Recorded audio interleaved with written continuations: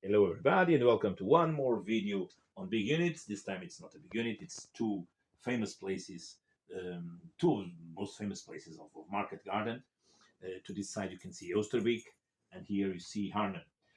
Most of these buildings are scratch built. You have scratch built in pieces of wood and mostly card. Uh, if you don't want to have all this trouble, you can go to Raventhrop and those nice companies that make some of these models. Of course, everything is 20 millimeter size, and nowadays you can also have some 3D prints that will help you to make almost virtually everything that is here. In this case, these models were made already some maybe 15 years ago, close to 20 years ago, probably. So, I mean, it is my approach to these two places. This Let's start with something to your right side. Well, at least to my right side. Okay, so you can see here the gas fabric. This model exists in resin, but this is my approach to it. This was probably a cylinder from some a card tube that was used probably to hold some poster or something like that. I don't know. And the rest is pieces of card and pieces of plastic. The gas fabric here is a little bit already broken. There are generally I place all my roofs in a way that they can be taken out, as you can see here. So you can place figures inside. You have here the famous Hartenstein Hotel. You can also lift up the roof. You see here the some fortifications that British built. The famous tennis court here to the back. You see the tennis court, and so you can see here a few more foxholes. More on the issue, you can see here the Cathedral, the MDS station, also with a roof that can be taken out. This is a very interesting piece of architecture, a very different building. I mean, different at least. I mean, with some particularities with this kind of design. I mean, in a more simple way, you can see here Hotel Tafelberg. Hotel Tafelberg is a more simple one, but also very, very, very nice. And I mean, as you can see, I don't place too many details. I paint most of them, but like this, it gets much easier construction. You can build, I mean, probably in 1 or 2 days, one of these things. This is what I did. I think mostly it was done. Probably the build up was made in 1 day, then primed at night, and probably in the other day everything was painted. You can see here the number 20 of Peter Bergsweg. What is the name of that thing? Peter Bergsweg, if I'm not mistaken. Yeah. I mean, there's a small rooftop here for some bases. You see here. Let me check what this one is. Hotel Vrevik. Again, you can take the roof out. I mean, some of the parts, for instance, like these ones, this marquise, French word, sorry, I don't know I mean, how do you call it? It's veranda kind of. It's not a veranda. It's I know it. We know it in Portugal as marquise.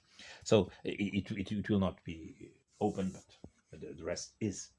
You see here Hotel Schonorde, one of the buildings at the famous crossroads. You can also take the roof out, and you have a very large interior with plenty of place for figures. Roof here with a hole, more place for figures inside. You can see here the house of one of the rich guys of this Oosterbeek place. Oosterbeek was in fact a very funny place because it was a holiday resort.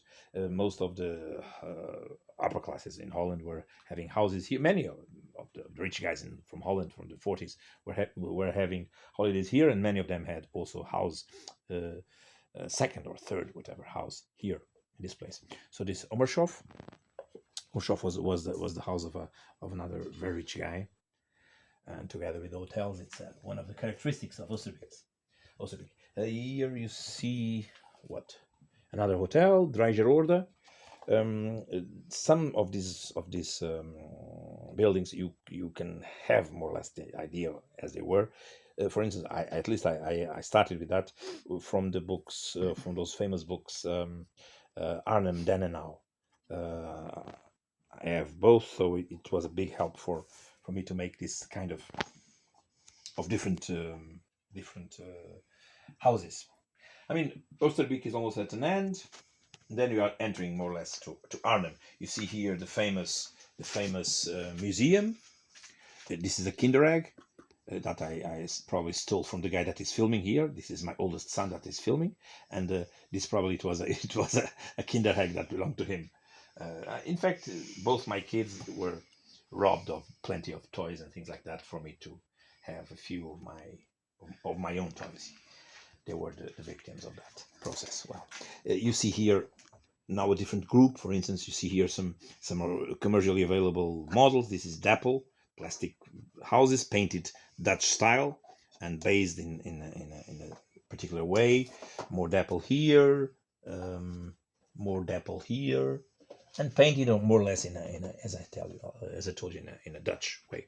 These houses here are time cast. They are 50mm, but they suit well the 20mm size. I don't mind having a few 50mm in the middle of the 20mm size models.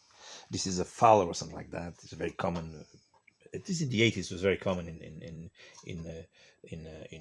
HO collections for from those guys that were making trains. And this, in fact, it belonged to my father. So a few more famous houses. This one is St. Elizabeth Gashuis, which is the hospital, of course, of Arnhem. I mean, I made it much smaller than in fact the thing was. This thing was incredibly big, but you have to do something like this. You have to shorten the size of the things. Otherwise, you'll have to move your house somewhere. A more generic models for Arnhem, again with some particularities that suit the battle, of course, with some holes and things like that. And this one here also, another one, all destroyed, filled with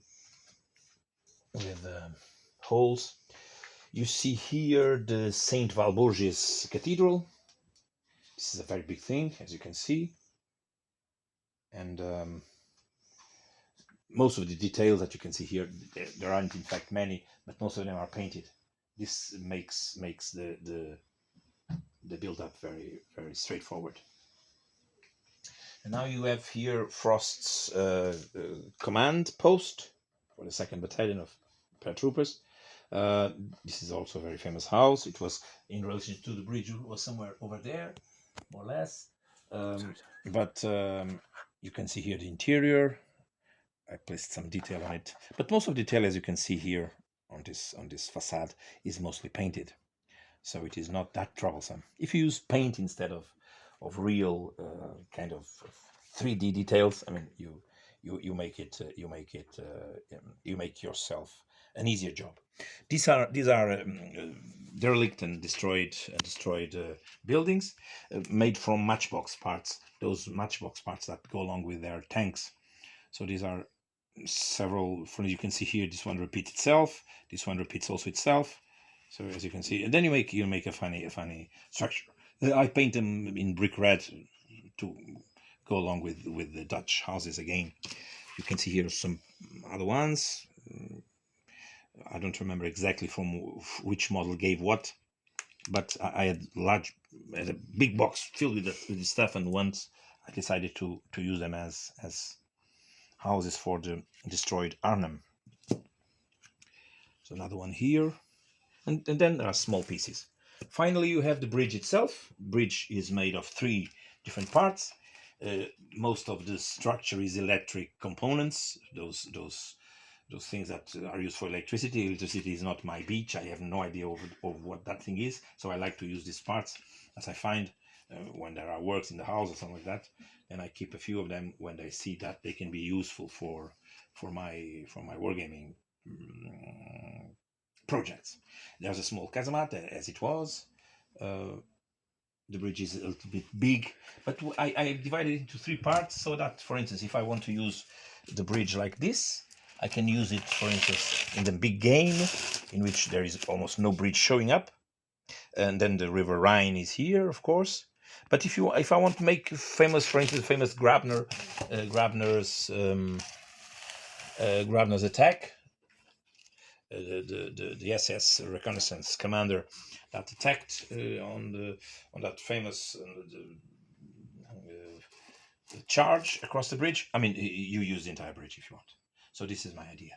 Then there are some houses also that are, I mean, these I think were toys from this guy here that is filming. I stole from his place, from his room. These kind of things he never noticed probably, and I'm using them for extras for this drama. And from everything is shown. Next video I'm going to show you the Germans, the German specials, the equipment of